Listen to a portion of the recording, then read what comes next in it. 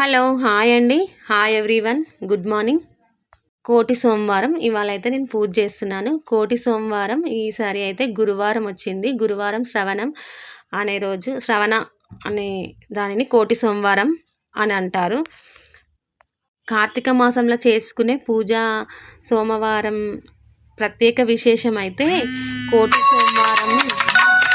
సోమవారంలో కార్తీక మాసంలో వచ్చే కోటి సోమవారం చాలా విశిష్టమైంది. కోటి సోమవారాలు చేసిన పుణ్యఫలం అయితే వస్తుంది.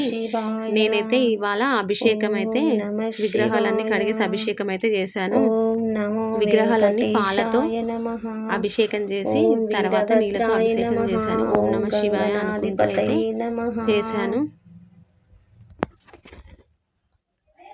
ఓం నమ శివాయ, ఓం నమ శివాయ, ఓం నమ శివాయ.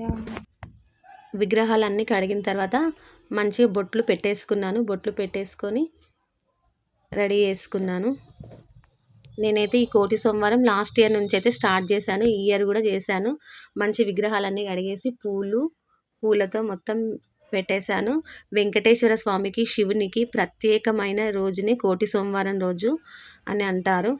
కొబ్బరికాయ కూడా కొట్టేసిన తర్వాత కొబ్బరికాయ జుట్టు ఉంటుంది కదా, జుట్టు తీసేసి ఆ కొబ్బరికాయలలో ఆ నువ్వుల నూనె దీపారాధన నూనె కానీ నెయ్యి దీపంతో అయినా 3 ఒత్తులు వేసి వెలిగించాలి.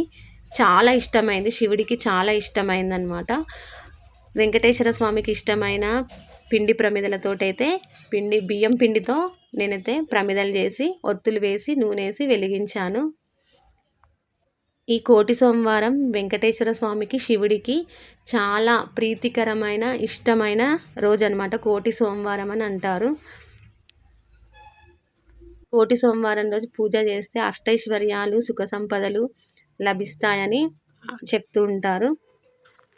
ఈ పూజలో ఓం నమ శివాయ అని చదువుకోవచ్చు. ఓం గంగణపతాయ నమః, ఓం నమో వెంకటేశాయ నమః. మీకు ఏది వస్తే అవి శ్లోకాలు ఏవైనా చదువుకోవచ్చు. ఈ విధంగా నేనైతే పూజ చేశాను. కంప్లీట్ అయిపోయింది పూజ అయితే.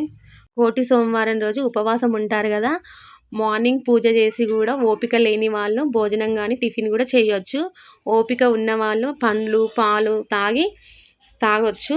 ఈవినింగ్ దీపారాధన చేసుకున్న తర్వాత కూడా తినవచ్చు. భోజనమైనా చేయొచ్చు, టిఫిన్ కూడా చేయొచ్చు. మీకు నచ్చితే ఏదైనా చేయొచ్చు. ఓకే, నచ్చితే లైక్ చేయండి, సబ్స్క్రైబ్ చేయండి. ఓకే, మీరు లైక్ చేయడం వల్ల ఈ వీడియో చాలా మందికి వెళ్ళే అవకాశం ఉంటుంది కాబట్టి లైక్ చేయండి. ఓకే బాయ్ అండి, బాయ్. Okay bye.